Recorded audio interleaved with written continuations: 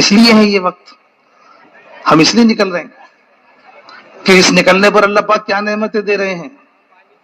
حدیث میں آتا ہے جو آدمی اللہ کے راستے میں نکلے اور نکل کر چلے اور راستے کی دھول اس کے پیروں پہ لگ جائے، جہنم کی آگ اس کے پیروں کو نہیں جلائے گی، جہنم کی آگ اس کے پیروں کو نہیں جلائے گی۔ یہ راستے کی دھول اس کے چہرے پہ لگ جائے، حدیث میں آتا ہے کہ جہنم کی آگ اس کے چہرے کو نہیں جلائے گی۔ اگر یہ دھول اللہ کے راستے کی اس کے پیٹ میں داخل ہو جائے تو جس طرح سے حدیث کے اندر ہے، جس طرح سے ایمان اور بخل ایک دل کے اندر جمع نہیں ہو سکتا، اسی طرح سے اللہ کے راستے کی دھول، جہنم کی آگ ایک پیٹ میں جمع نہیں ہو سکتی۔ اللہ کے راستے کی دھول، حدیث کے اندر آتا ہے کوئی آدمی اس راستے میں نکلے اور نکل کر کے ایک دن گزارے، حدیث میں ہے اس کا ایک دن اس کے علاوہ کے 1000 دنوں سے زیادہ ہے۔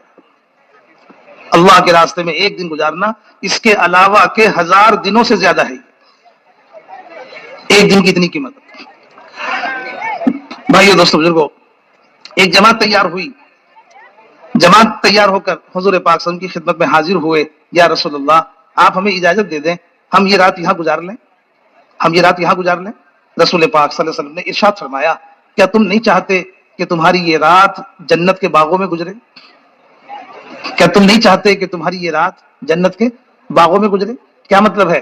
اللہ کے راستے میں نکل کر رات گزارنا، اللہ کے راستے میں نکل کر رات گزارنا، جنت کے باغوں میں رات گزارنا ہے، جنت کے باغوں میں رات گزارنا ہے۔ بھائیو دوستو بزرگو، اللہ کے راستے میں نکل کر ایک دن کی قیمت 1000 دنوں سے زیادہ، ایک رات کی قیمت، جنت کے باغوں میں رات گزارنا، اللہ کے راستے میں نکل کر دھول اور مٹی کی قیمت یہ ہے کہ وہ دھول جہنم کی آگ کو قریب نہیں آنے دے گی۔